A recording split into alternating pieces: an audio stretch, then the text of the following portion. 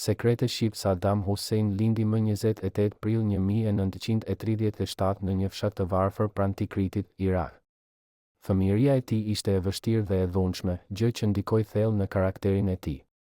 Që i ri u përfshi në politikë dhe u bë antar i Partisë Baath, një lëvizje nacionaliste arabe. Në vitin 1979, Saddam Hussein mori pushtetin absolut dhe u shpall president i Irakut. Menjëherë, ai eliminoi rivalet politik duke i burgosur ose ekzekutuar. Sundimi i tij u ndërtua mbi frikë, dhunë dhe kontroll total.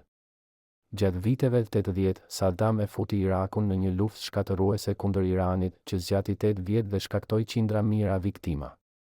Në këtë periudhë, regjimi i tij përdori edhe armë kimike, përfshirë kundër popullsisë kurde në Halabja në vitin 1988.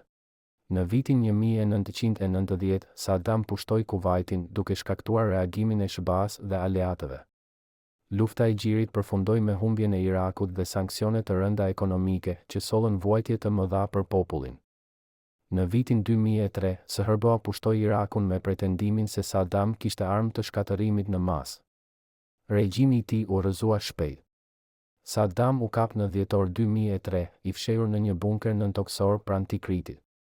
Pas një gjyqi, ai u shpall fajtor për krime kundër njerëzimit dhe u ekzekutua me varje më 30 dhjetor 2006.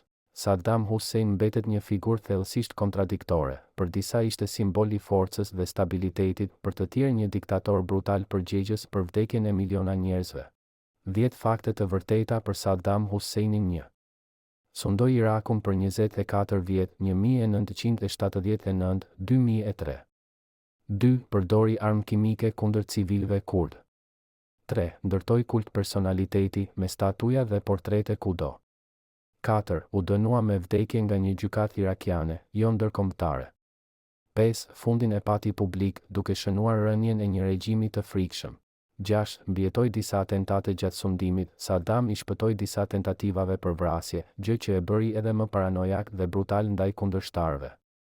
7. Familja sundonte me të djemtë e tij, Uday dhe Qusay, kishin pushtet të madh dhe ishin të frikësuar për dhunë, tortura dhe korrupsion.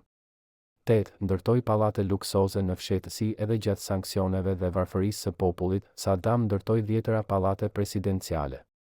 9. Ishte i fiksuar pas historisë së Babilonisë, ai e shihte veten si pasardhës të Nebukadnezarit, madje urdhëroi që emri i tij të gdhendej në tulla antike. 10. Kapja e tij u bë simbol botëror. Pamjet e arrestimit të Saddam Hussein në dhjetor 2003 u transmetuan në mbar botën dhe shënuan fundin real të pushtetit të tij.